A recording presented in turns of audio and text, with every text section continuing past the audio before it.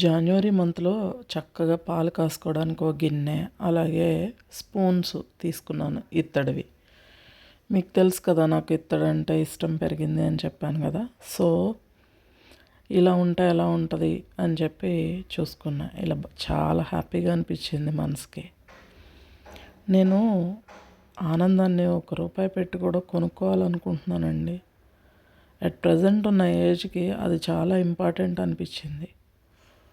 చేపల పులుసు అమ్మ చేస్తే ఇలా ఉంటుంది, కానీ 2 ఇయర్స్ నుంచి అమ్మ చేపలు నాన్ వెజ్ వండట్లేదు అసలు. టేస్ట్ అయితే పోయింది. సో నేను ఒక 2-2.5 కేజీల బొచ్చె పెద్దది తెప్పించాను అనమాట. కొరమేను కన్నా బొచ్చె టేస్ట్ బాగుంటుందండి, బొచ్చె చేప.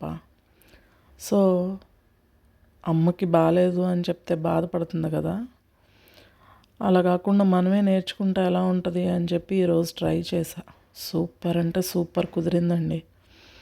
అమ్మ చేపల పులుసు పెడితే ఇలా థిక్గా చక్కగా మంచిగా పెద్ద పెద్ద ముక్కలు టేస్టీగా ఉంటుంది. నోట్లో పెట్టగానే జిల్లుమంటుంది అనమాట. ఈరోజు మా అబ్బాయి పళ్ళెంలో పెడితే ఆ జిల్లుమనే టేస్ట్ వచ్చిందంట. చాలా బాగుందమ్మా అన్నాడు. మీకు కూడా రెసిపీ కావాలా అయితే కామెంట్ చేయండి.